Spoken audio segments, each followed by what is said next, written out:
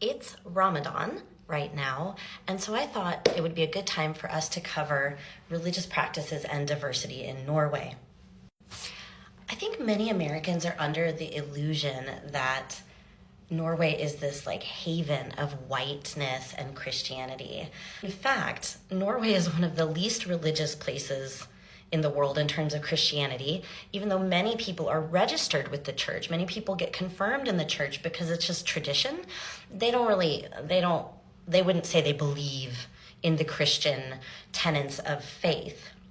On the other hand, I have seen more open representation of Ramadan that brings it to people's attention than I ever saw. Here in Norway, I'll see entire greeting card sections for Ramadan and Eid cards. I've never seen that in America, even in places with very large Muslim populations.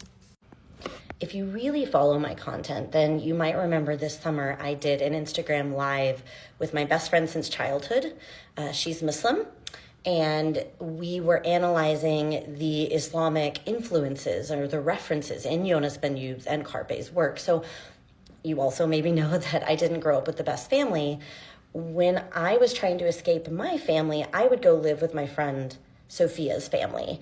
So to some extent, they considered me like an extra in their family. And I grew up with a lot of these Islamic practices, but I never really tried any of these things. So anyway, possibly because I'm living now in a country where there's just so much more representation of this everywhere you go, I finally decided to try fasting during Ramadan. And I thought it would be worthwhile to give a little video about what I learned from this practice. As a medical humanist, I have this deep belief that there are just some things we can't fully understand or respect or have actual empathy for unless we biologically experience it. And I really ended up wishing that I had tried fasting much earlier in my life with my friend, or at least fasting in the Islamic Ramadan practice, because what's interesting about this year with Ramadan is that Ramadan and Lent overlap. And I'm not sure if many Norwegians actually will know what Lent is because Norway is so not Christian. But Lent is the period that precedes Easter. And it also is typically a period of fasting and extra prayer and reflection prior to a period of spiritual renewal. So it's really interesting this year that Ramadan and Lent line up. But in Christianity, in Lent fasting, it's just kind of like you just fast, like you just don't eat. Ramadan fasting, one thing I learned is it's super synchronized.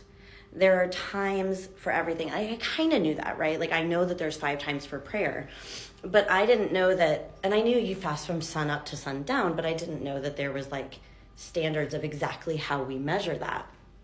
So one thing I learned is like, you can hear this, like I've seen memes going around like for teachers, like be aware that your students may come tired if they're practicing Ramadan. They may have been up for prayers.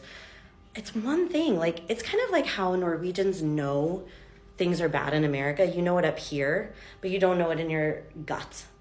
That's how I felt when I was fasting. It's like, yeah, I know that they're up and they're praying, but like, okay, you're not supposed to eat after 4:30 in the morning, maybe. I didn't know that. I thought sun up like 6:30, but no, it's calculated a bit differently. I won't go into that.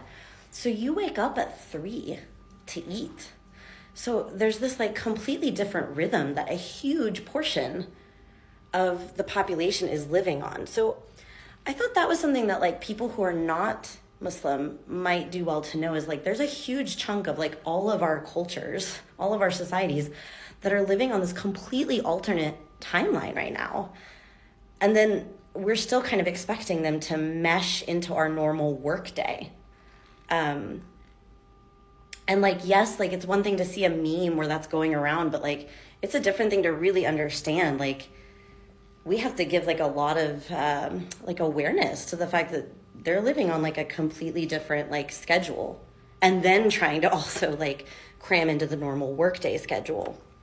So that's like a practical tip, but like more metaphysically, I thought it was really cool that like when you're up eating and you're eating before that sunrise, that you actually know that there's like thousands of people turning on their lights at that time too and doing that same practice. And like I've written a lot in my scholarly research about the loss of ritual in white Western culture because I mean, frankly, to put it really bluntly, I think as colonizers, we like excavated so many other people's cultures that we inflicted upon ourselves a spiritual death.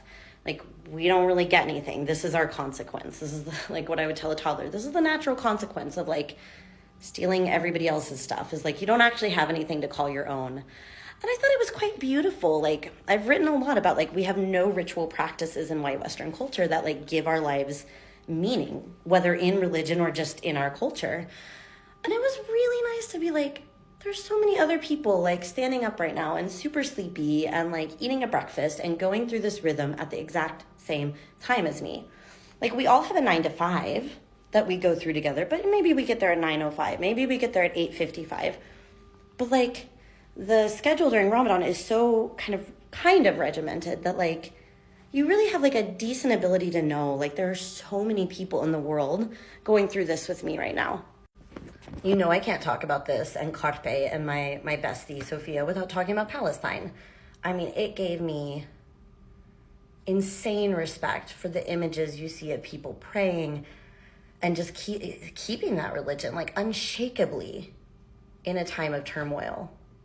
And again, gave me more value in my mind to the fact that like we need ritual, like we need practices like this that help us get through things or give meaning to terrible times or give us something to hold on to in those terrible moments. Stay tuned for part 2.